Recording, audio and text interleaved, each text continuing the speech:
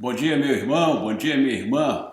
Hoje é domingo, 9 de agosto de 2020 e nós estamos nos encontrando para mais uma aula da nossa Escola Bíblica Dominical.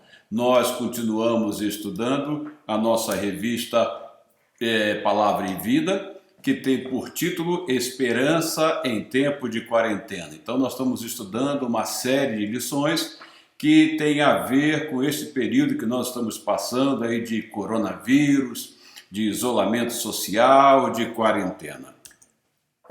A nossa lição de hoje, ela tem por título Ainda não é o fim. Ela está baseada em Marcos capítulo 13, que é uma profecia de Jesus sobre os últimos dias. Então nós vamos ver o que nós temos então em Marcos capítulo 13 e também nos evangelhos de Lucas e de Mateus também nós vamos falar alguma coisa sobre eles. Vejamos lá então, Marcos capítulo 13, do verso 1 ao verso 10. Diz-nos assim: Quando ele estava saindo do templo, um de seus discípulos lhe disse: Olha, mestre, que pedras enormes, que construções magníficas! Você está vendo todas estas grandes construções? Perguntou Jesus. Aqui não ficará pedra sobre pedra, serão todas derrubadas. Tendo Jesus se assentado no Monte das Oliveiras, de frente para o templo, Pedro, Tiago, João e André lhe perguntaram em particular: Dize-nos, quando acontecerão estas coisas? E qual será o sinal de que tudo isso está prestes a cumprir-se? Jesus lhes disse: Cuidado que ninguém os engane. Muitos virão em meu nome, dizendo sou eu, e enganarão a muitos. Quando ouvirem falar de guerras e rumores de guerras, não tenham medo. É necessário que tais coisas aconteçam, mas ainda não é o fim. Nação se levantará contra nação e reino contra reino. Haverá terremotos em vários lugares e também fomes. Essas coisas são o início das dores. Fiquem atentos, pois vocês serão entregues aos tribunais e serão açoitados nas sinagogas. Por minha causa, vocês serão levados à presença de governadores e reis, como testemunho a eles. E é necessário que antes o evangelho seja pregado a todas as nações. Eis aí, então, a narrativa, a profecia do Senhor Jesus Cristo, que é bastante conhecida como o Sermão do Monte das Oliveiras. Bom, esse texto que nós lemos, ele está narrado também em Lucas, no capítulo 21, e no verso 11 diz: haverá grandes terremotos, fomes e pestes em vários lugares e acontecimentos terríveis e grandes sinais provenientes do céu. Algumas versões apresentam este texto dizendo: haverá grandes terremotos, fomes e epidemias em vários lugares e acontecimentos terríveis e grandes sinais provenientes do céu. Bom, fala sobre que haverá então terríveis sinais, não é isso? E entre esses sinais há os sinais das epidemias. O mundo já passou por diversas epidemias, né? Já tivemos a gripe espanhola, recentemente, não muito longe, houve aí a gripe suína, houve a gripe do frango, né? E outras epidemias. E atualmente o mundo está sob uma grande pandemia, porque é pandemia porque envolveu o mundo todo, né? Eis a razão do prefixo pan.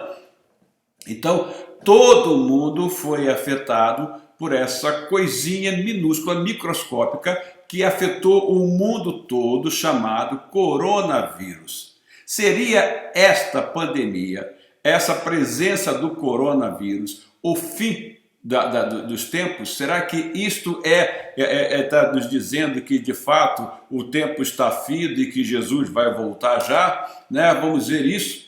Estamos vivendo momentos de ansiedade. Seriam esses momentos, então, o fim dos tempos, né? Já que o coronavírus está aí, uma pandemia que está atacando todo mundo? Bom, com relação ao fim dos tempos, nas Escrituras nós encontramos expressões diversas, tais como, vejamos lá algumas delas. Olha, em alguns trechos da Bíblia, nós vamos encontrar que o fim dos tempos é chamado de os últimos dias. Nós encontramos em Isaías, no capítulo 2, verso 2, o seguinte: nos últimos dias, o monte do templo do Senhor será estabelecido como principal, será elevado acima das colinas, e todas as nações correrão para ele. Tá? Então, referindo-se então ao fim do tempo, aos fins dos tempos, um dos termos que nós temos, que nós encontramos na Bíblia, é últimos dias, né? Ainda Miqueias, no capítulo 4, ele também se refere aos últimos dias. Diz assim: nos últimos dias acontecerá que o monte do templo do Senhor será restabelecido como principal entre os montes e se elevará, acima das colinas, e os povos a ele acorrerão. É também chamado de os últimos tempos. Quem faz chamar de os últimos tempos, um deles é Pedro, na sua primeira carta, no capítulo 1, verso 20, diz: conhecido antes da criação do mundo, é revelado nestes últimos tempos em favor de vocês. Ainda também é chamado de a última hora. João, na sua primeira carta, no capítulo 2, verso 18, ele diz: filhinhos, esta é a última hora. E assim, como vocês ouviram que o anticristo está vindo, de agora muitos anticristos têm surgido.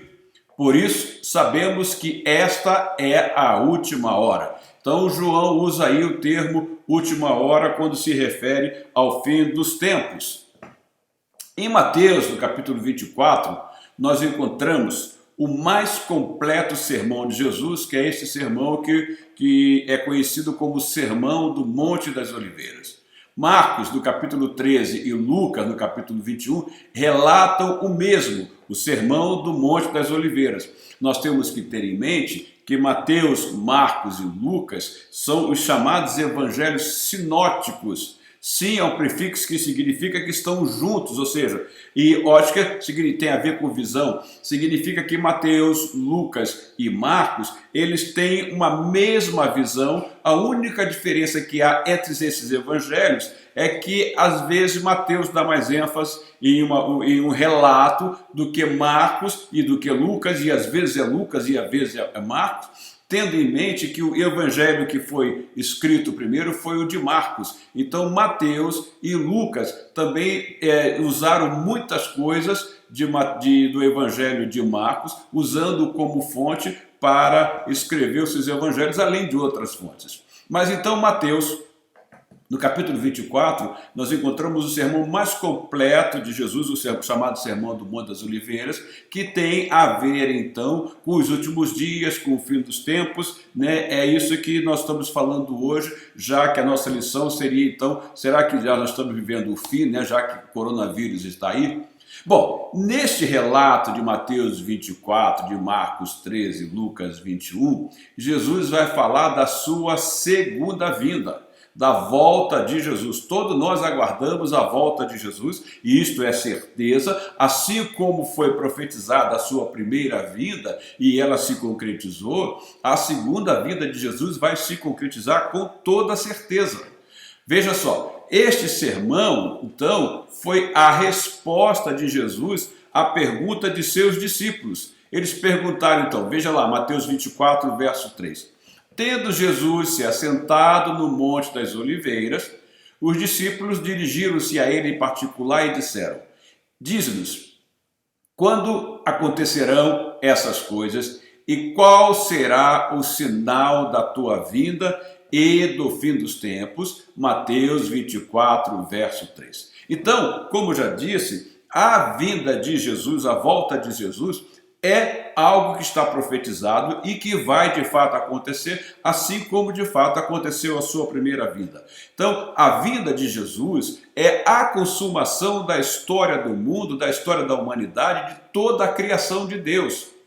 É um dos assuntos mais enfatizados na Bíblia. Para que você tenha ideia, a primeira vinda de Jesus nós encontramos aproximadamente ao longo da Bíblia 300 referências, começando lá em Gênesis, no capítulo 3, quando o homem pecou, e ao longo de toda a Bíblia. Então, a primeira vinda a primeira vinda de Jesus, nós encontramos aproximadamente 300 referências na Bíblia. Já com relação à sua segunda vinda, nós encontramos mais de 2.000 referências bíblicas com relação a este evento tão esperado pela igreja. Então, como já dissemos, a segunda vinda de Jesus é a consumação de toda a história da criação. Os discípulos queriam saber, então, quando seria a volta de Jesus e quais seriam os sinais que a antecederiam. Então, vejamos. Marcos capítulo 13, verso 3 e 4.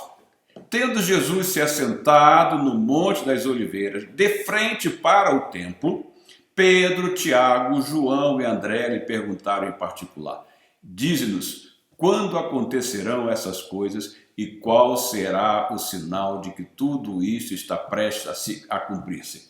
Eles tinham esse desejo de saber quando seria a volta de Jesus, e todos anseiam também, aqueles que creem nele, de saber quando será a volta de Jesus. Mas Jesus nos deixou algumas pistas para que nós possamos ver como se aproxima a sua vinda. Jesus, então, dá a esses discípulos que o questionaram uma resposta que tem a ver com a destruição de Jerusalém e com a sua vinda. Jesus vai nos mostrar, então, de uma maneira bastante didática, como serão esses sinais da sua segunda vinda. Lucas, no capítulo 21, dos versos 20 a 24, diz-nos assim, Jesus fala assim: quando virem Jerusalém rodeada de exércitos, vocês saberão que a sua devastação está próxima.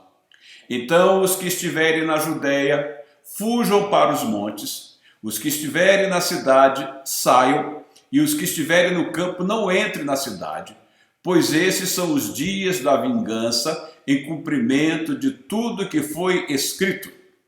Como serão terríveis aqueles dias para as grávidas e para as que estiverem amamentando. Haverá grande aflição na terra e ira contra este povo. Cairão pela espada e serão levados como prisioneiros para todas as nações. Jerusalém será pisada pelos gentios até que os tempos deles se cumpram. Então Jesus vai usar a destruição de Jerusalém. Jerusalém seria invadida, nós vamos falar um pouco mais adiante. Vai usar a iminente destruição de Jerusalém, que se daria em torno de 40 anos depois que Jesus fala isso, para fazer a conexão com os sinais da sua segunda vinda.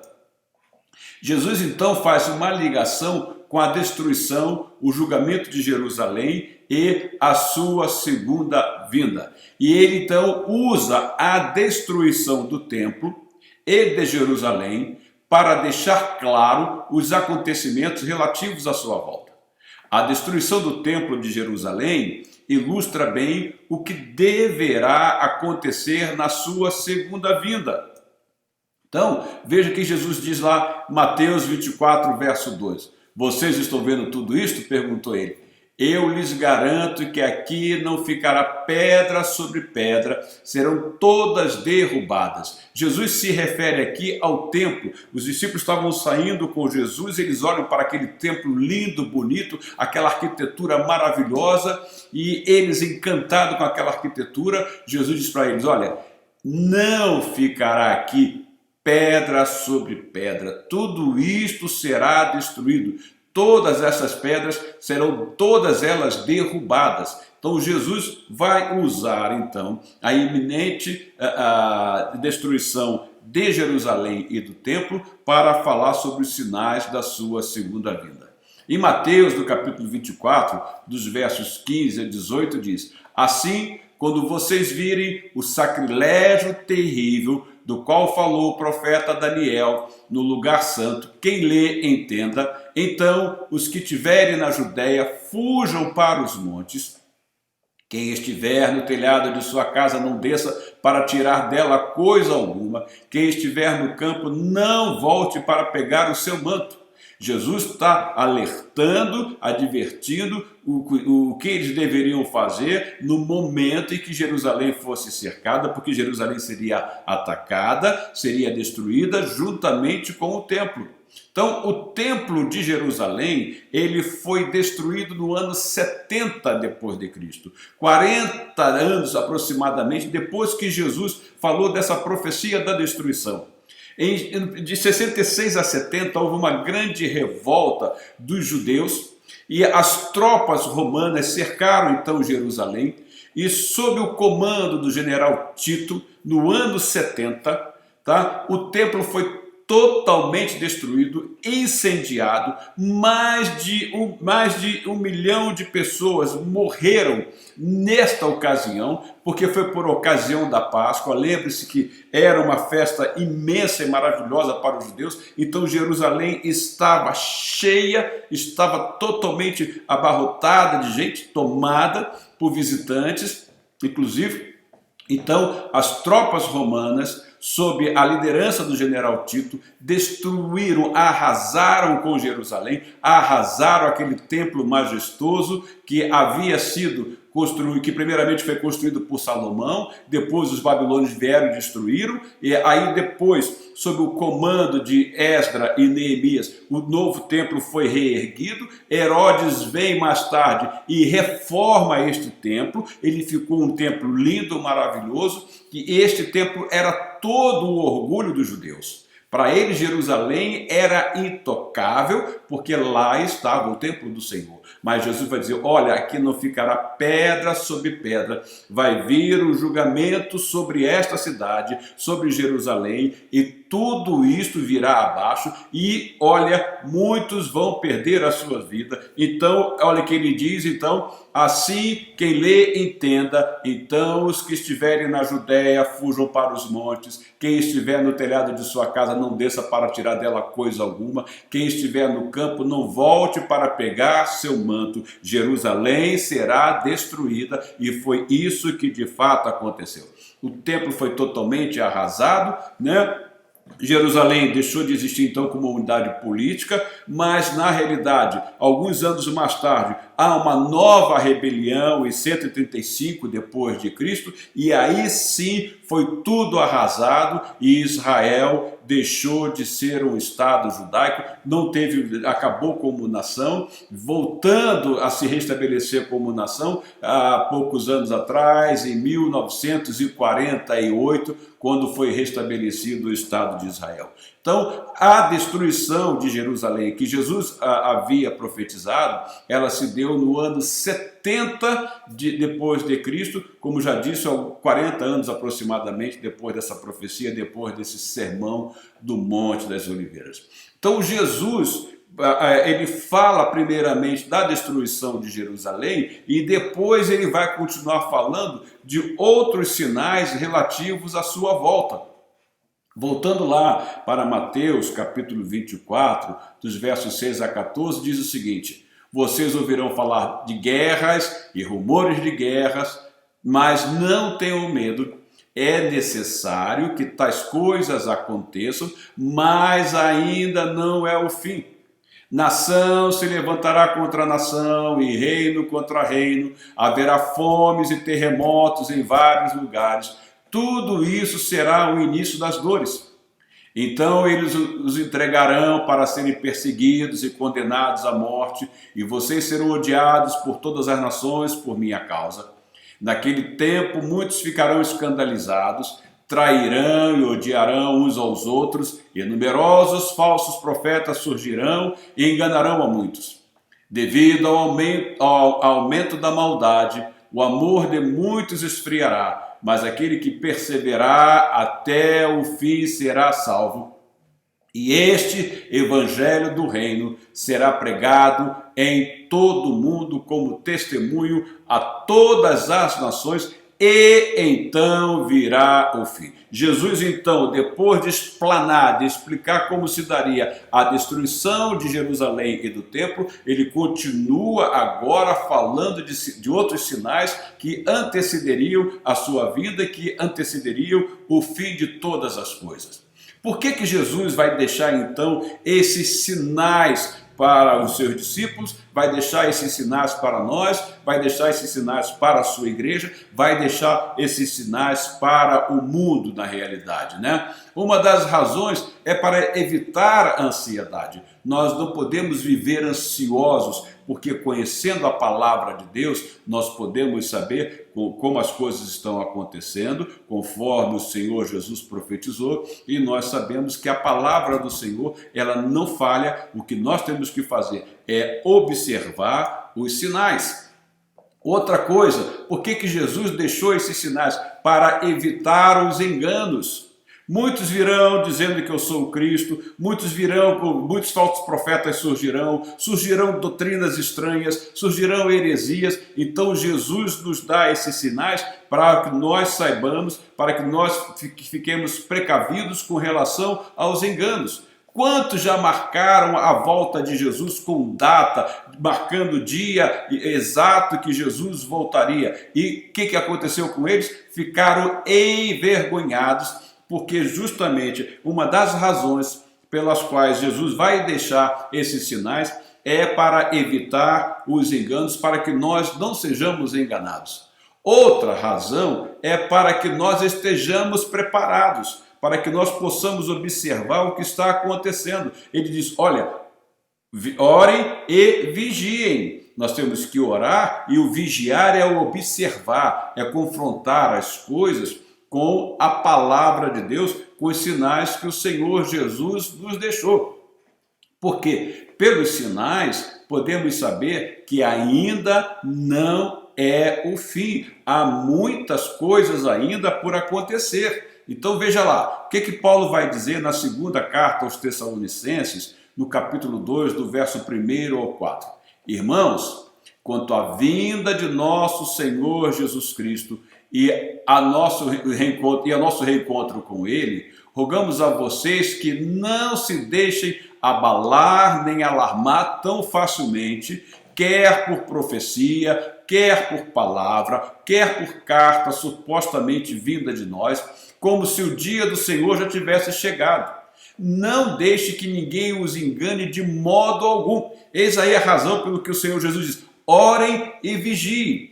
Antes daquele dia virá a apostasia. Apostasia é se afastar da fé, é se afastar dos ensinamentos do Senhor, é se afastar das doutrinas, é se afastar dos preceitos bíblicos. E então será revelado o homem do pecado, o filho da perdição. Este se opõe e se exalta acima de tudo que se chama Deus ou é objeto de adoração, a ponto de se assentar no santuário de Deus, proclamando que Ele mesmo é Deus. Então o apóstolo Paulo vai dizer, não se deixe abalar e nem alarmar tão facilmente. Vão surgir falsas profecias, vão surgir palavras estranhas, mas vão surgir cartas que supostamente vão dizer que foram escritas por nós, mas os sinais que Jesus deixou, eles têm justamente esta finalidade: evitar a ansiedade, evitar que sejamos enganados, evitar que estejamos despreparados, para que nós, por meio desses sinais, possamos analisar e ver que ainda não é o fim, que tudo tem que ocorrer conforme o Senhor Jesus explanou muito bem no Sermão do Monte das Oliveiras. Então, os sinais que o Senhor Jesus deixou, ele vai ocorrer em diversas áreas da vida e do mundo. Os sinais ocorrem na vida civil. O que está lá em Mateus 24, capítulo 6 e 7? Vocês ouvirão falar de guerras e rumores de guerra, mas não tenham medo. É necessário que tais coisas aconteçam, mas ainda não é o fim. Nação se levantará contra nação e reino contra reino. Haverá fomes e terremotos em vários lugares. Olha, nós temos que ver que desde que o homem pecou, toda a natureza foi abalada.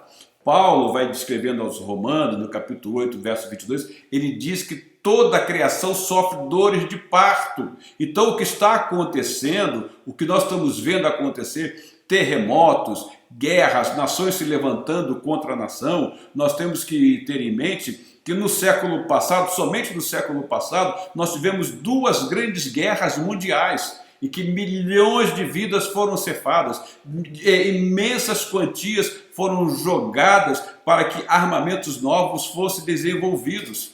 Então, são sinais, e ainda hoje continuam as guerras. Nós temos guerras ainda hoje. A Síria está vivendo um estado de guerra e outros países estão vivendo estado de guerra. Há uma tensão tremenda no mundo e cada um se armando mais do que o outro, porque nação se levantará contra a nação e tem muita coisa ainda para acontecer. E um dos sinais que Jesus vai te falar, uma das áreas que esses sinais vão ocorrer é justamente na vida civil e no estado de guerra. Outros sinais também vão ocorrer na vida religiosa. Olha o que nós vamos encontrar em Marcos, no capítulo 13, versos 5 e 6. Jesus lhes diz: cuidado, que ninguém os engane. Você está lembrado que eu falei aqui há pouco? Olha quais as razões que Jesus deixou os sinais. Justamente uma das razões é evitar o engano. Então, nós temos os sinais na vida civil e temos também na vida religiosa. Jesus lhes disse, cuidado que ninguém os engane. Muitos virão em meu nome dizendo sou eu e enganarão a muitos. Aqui mesmo no Brasil, lá na região do estado do Paraná, há um indivíduo chamado Henri que diz ele ser o Cristo.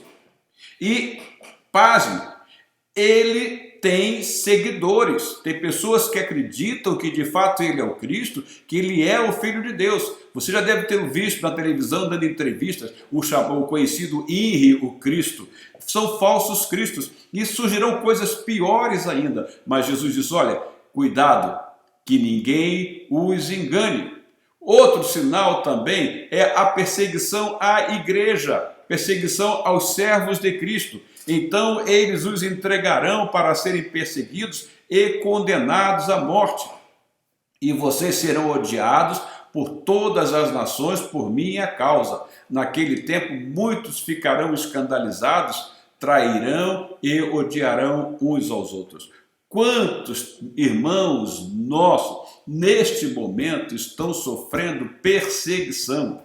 Há irmãos nossos que estão presos na Coreia do Norte, há irmãos nossos que estão presos na Eritreia, há irmãos nossos que estão presos em outros países, há irmãos nossos que foram decapitados pelo Estado Islâmico, há irmãos nossos em países na África que são perseguidos e aldeias inteiras são destruídas, mas eles permanecem firmes, mas isso ainda não é o fim. Eles os entregarão para serem perseguidos e condenados à morte, e vocês serão odiados por todas as nações por causa por minha causa.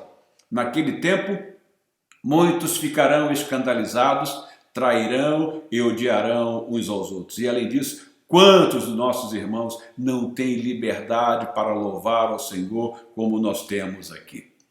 Outro grande sinal é o esfriamento do amor. Mateus 24:12 diz, devido ao aumento da maldade, o amor de muito esfriará. Quantas vidas são ceifadas de maneira banal, de maneira covarde. Nós vemos isso acontecer nós vemos isso acontecer no mundo afora, porque em função do aumento da maldade, consequentemente, quando vem tudo isso, o amor se retira, o amor esfria e a vida humana não tem valor algum. Então, em função do aumento da maldade, o amor de muitos esfriará. Outro sinal também outra área que os sinais da volta de Cristo vão afetar é a natureza. Veja lá Marcos capítulo 13, verso 24 e 25, mas naqueles dias, após aquela tribulação, o sol escurecerá e a lua não dará a sua luz, as estrelas cairão do céu e os poderes celestes serão abalados. Então nós vemos que em todas as áreas da criação nós vamos encontrar sinais da vinda do Senhor Jesus Cristo. Apocalipse, lá o último livro da Bíblia, capítulo 6, do verso 12 a 14, diz: observei quando ele abriu o sexto selo, houve um grande terremoto. O sol ficou escuro como tecido de crina negra, toda a lua tornou-se vermelha como sangue, e as estrelas do céu caíram sobre a terra, como figos verdes caem da figueira quando sacudidos por um vento forte. O céu foi se recolhendo como se enrola um pergaminho, e todas as montanhas e ilhas foram removidas de seus lugares. Então, veja que os sinais, eles afetam diversas áreas. Tá? Então Jesus, uma das coisas que ele deixou muito bem claro é o alerta que ele nos dá com relação aos enganos sobre a sua vinda, os falsos cristos. Veja lá Lucas 21:8, ele respondeu: cuidado para não serem enganados, pois muitos virão em meu nome dizendo sou eu, e o tempo está próximo. Não os sigam. Abram os olhos, vigiem e orem, observem os sinais. Mateus, no capítulo 24, versos 4 e 5 diz: Jesus respondeu: cuidado que ninguém os engane, pois muitos virão em meu nome dizendo eu sou o Cristo e enganarão a muitos. Se Jesus falou que muitos serão enganados, de fato muitos serão enganados por esses falsos cristos que surgirão, que hão de surgir.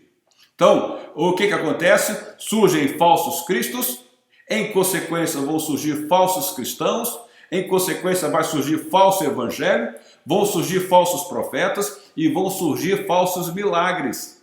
Veja, são coisas que nós estamos vendo acontecer. Falsos cristos, falsos cristãos, pessoas que são cristãos nominais, que não tem nenhum compromisso com a palavra, que não tem compromisso com o Cristo vivo, tá? Mas, no entanto, se dizem cristãos, se proclamam cristãos, um falso evangelho sem embasamento na palavra de Deus, aceitando tudo aquilo que hoje o mundo aceita, coisa que a palavra de Deus sempre condenou, porque pecado foi pecado no passado e continuará sendo pecado segundo a palavra de Deus. Uma coisa que não existe na palavra pecado é a sua variação. Não existe o diminutivo de pecado e não existe o aumentativo de pecado. Existe pecado. E isto vai fazer, então, que o homem vá atrás de falsos cristos, vão surgir falsos cristãos, falso evangelho, falsos profetas e falsos milagres, milagreiros que aí estão pelo mundo afora pregando o evangelho falso. Então, o que nós podemos ver com relação a isto, desde o século XVIII para cá, principalmente na Europa, surgiu uma coisa chamada de teologia liberal.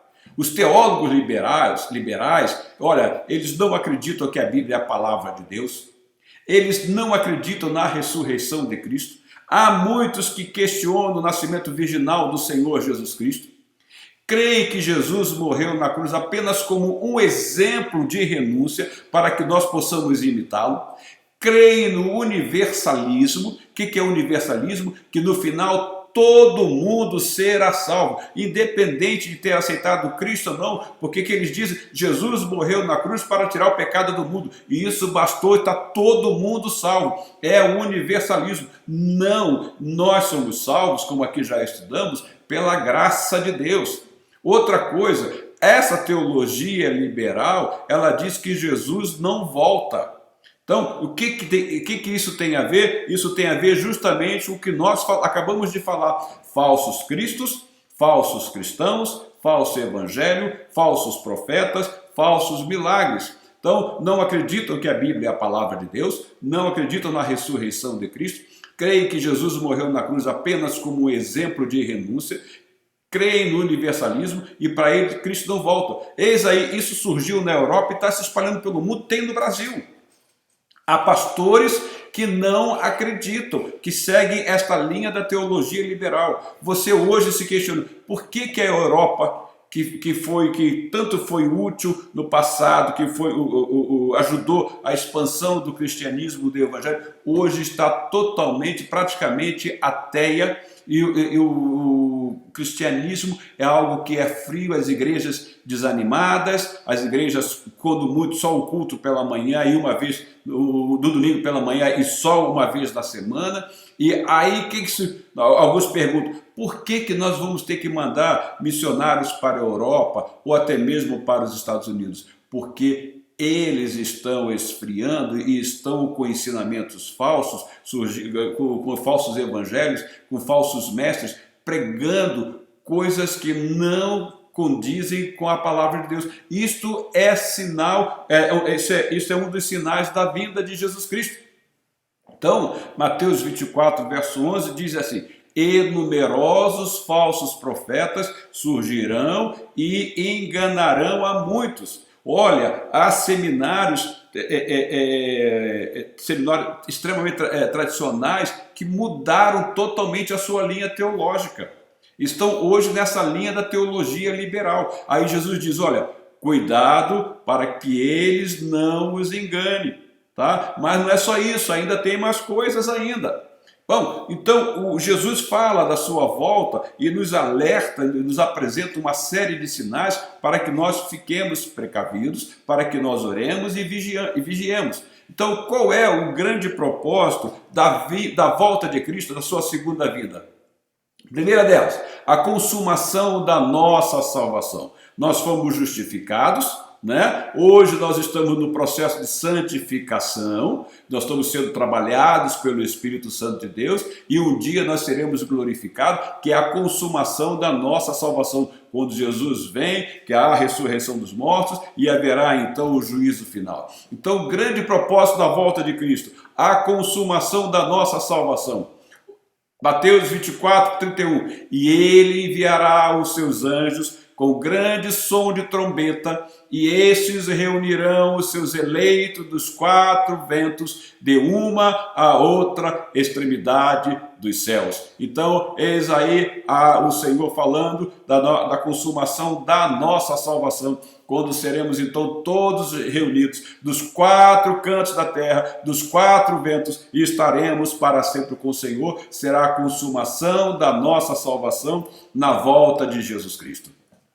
Hebreus, no capítulo 9, verso 28, o seu autor diz assim: e assim também Cristo foi oferecido em sacrifício uma única vez para tirar os pecados de muitos, e aparecerá segunda vez, não para tirar o pecado, mas para trazer salvação aos que o aguardam. Aqueles que esperam o Senhor Jesus Cristo terão a sua salvação consumada na volta do Senhor Jesus Cristo. Meu irmão, ele voltará. Assim também Cristo foi oferecido em sacrifício uma única vez para tirar os pecados de muitos, e aparecerá segunda vez, não para tirar o pecado, mas para trazer salvação aos que o aguardam. Nós o aguardamos, Jesus voltará.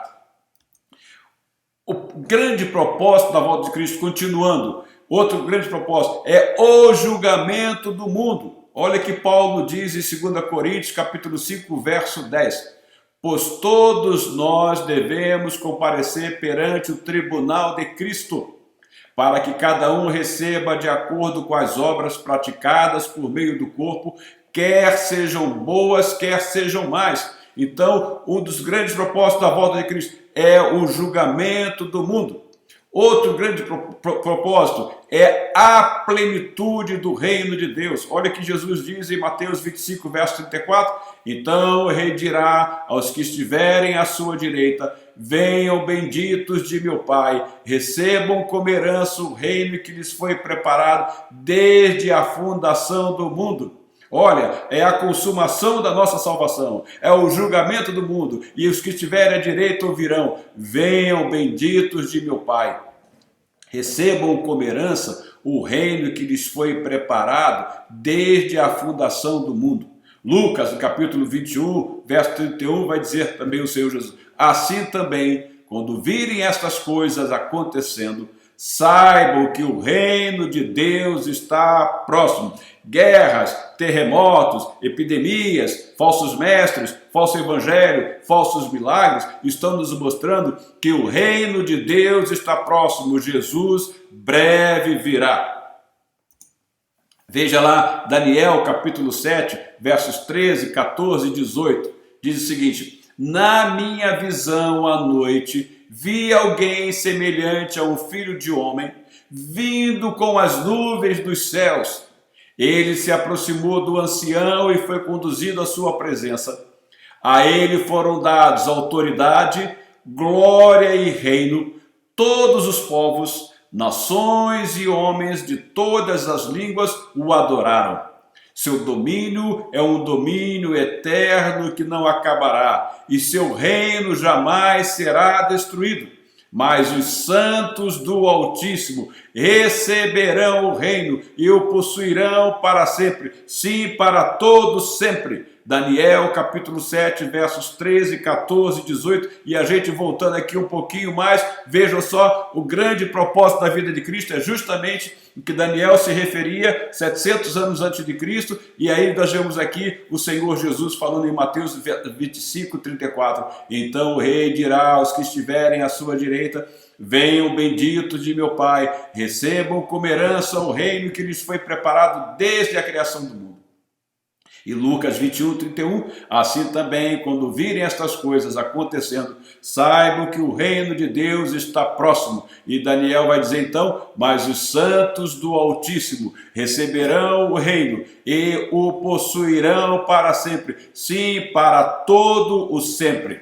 Então, vejam, meus irmãos e minhas irmãs, tudo isso são sinais da volta de Jesus. As profecias vão se cumprir. Há um hino bastante conhecido dos arautos do rei, que lhe diz assim, servos de Deus, a trombeta tocai, breve Jesus voltará. A todo mundo a mensagem levai, breve Jesus voltará, breve virá, breve Jesus voltará. Jesus nos deixou sinais, Jesus prometeu que voltará e a palavra do Senhor sempre se cumpriu. Ele é o Cordeiro que foi morto, mas vivo está. Ele é aquele que era, que é e que há de vir. E ele virá para reinar e nós reinaremos para sempre com o Senhor, porque na sua vinda será a consumação da nossa salvação.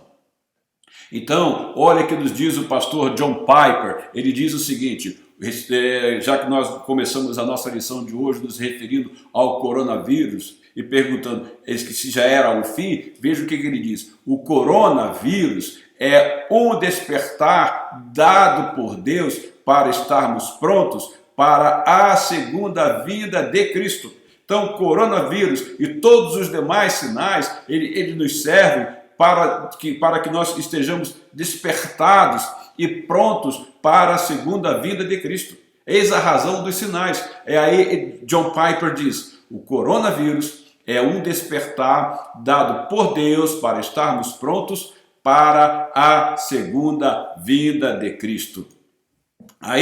Mas aí todos esses sinais todos, há um grande sinal. Você sabe qual é este grande sinal que Jesus falou? Que para mim é o maior sinal de todos eles, que está bem claro. Olha só o que o Senhor Jesus disse, Mateus capítulo 24, verso 14, e este evangelho do reino será pregado em todo o mundo, como testemunho a todas as nações. Aí sim, então virá o fim. Meu irmão, o maior sinal da vinda de Jesus Cristo é a pregação do Evangelho. O mundo todo tem que ouvir o Evangelho. Não quer dizer que o mundo todo será salvo, como pregam os teólogos liberais, que são sinais, porque Jesus disse que viriam falsos mestres. Então, o mundo todo precisa ouvir o Evangelho. Aí sim, então virá o fim. É por esta razão que a Igreja do Senhor investe em missões. É por esta razão que a Junta de Missões Mundiais da Convenção Batista Brasileira tem mais de 2.000 missionários espalhados pelo mundo e as outras denominações também têm os seus missionários espalhados pelo mundo.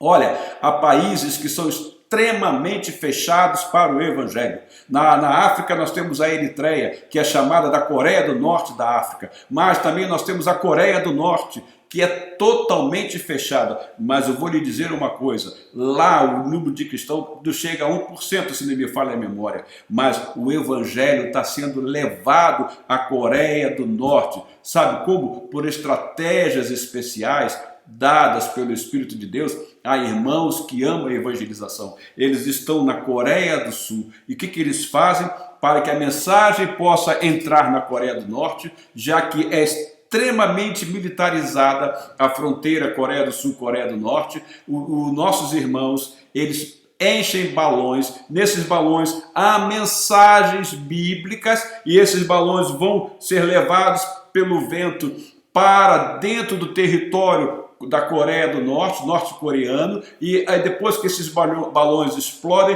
eles caem dentro do território norte-coreano com mensagens bíblicas, com mensagem do Evangelho, com mensagem de salvação, escritas em coreano, para que o povo possa ter contato com a palavra de Deus. Então, a mensagem está sendo pregada. Há irmãos que estão pagando com a própria vida para que o mundo todo possa ouvir o Evangelho. Sabe por quê? Porque somente depois que o Evangelho atingir todas as nações é que virá o fim. E uma outra coisa que vai ajudar nesta propagação do Evangelho é a tecnologia. Hoje nós estamos aqui nesta aula pela internet e a internet também é um grande instrumento que pode ser usado para que o Evangelho chegue a todo mundo. Então, o grande sinal, meu irmão, o grande sinal que nos mostra que é o fim, não é coronavírus, não são as epidemias, não são as guerras, não são os terremotos, não é o amor, que não é o amor de muitos esfriando, não é a presença dos falsos profetas. Sim, esses sinais vão existir para que nós estejamos precavidos, para que nós oremos e vigiemos. Mas o maior sinal de todos que o Senhor Jesus deixou bem claro é: e este evangelho do reino será pregado em todo o mundo como testemunho a todas as nações, e então virá o fim. Mateus 24:14. Jesus respondeu em Mateus 24:4, Jesus respondeu: cuidado que ninguém os engane. Meu irmão, minha irmã, ainda não é o fim, mas a certeza nós temos: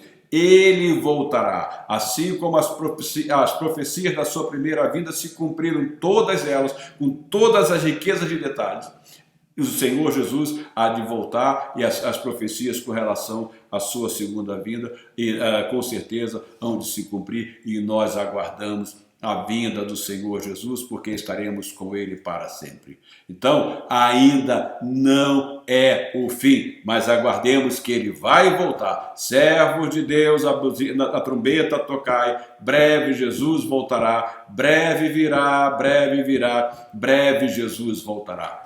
Irmão, agora indo lá, irmã, indo lá para o último livro da Bíblia, tá? A vinda de Jesus é a última profecia do Novo Testamento. Está lá em Apocalipse, que é o último livro da Bíblia, no seu último capítulo, que é o capítulo 22, verso 20. Aquele que dá testemunho destas coisas diz: sim, venho em breve. Amém, vem Senhor Jesus. Sabe quem é aquele que dá testemunho destas coisas? É o próprio Senhor Jesus Cristo.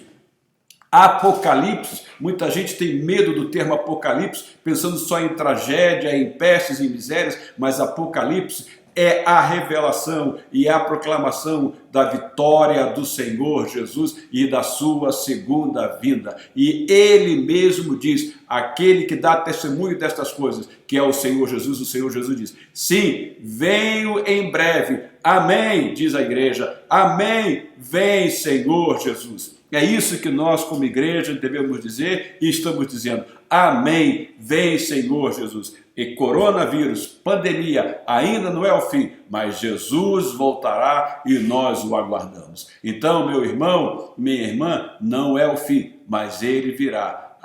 E que nós estejamos sempre dizendo: amém, vem Senhor Jesus, nós o aguardamos e queremos estar para sempre com o Senhor. Que o Senhor nos abençoe grandemente, que o Senhor nos guarde sempre orando e vigiando, porque os sinais estão surgindo, os sinais estão se cumprindo, mas ainda há muita coisa para se cumprir, sendo que o maior dos sinais é a pregação do Evangelho a todo o mundo. Irmão, irmã, que o Senhor os abençoe ricamente. Domingo que vem nós estaremos de volta aqui com mais uma outra lição da nossa escola bíblica dominical e eu lhes desejo uma semana abençoadíssima e com essa grandiosa esperança que nós temos sempre no nosso coração. Jesus vai voltar. Que Deus nos abençoe. Fique na paz do Senhor, meus irmãos, e um grande abraço a todos.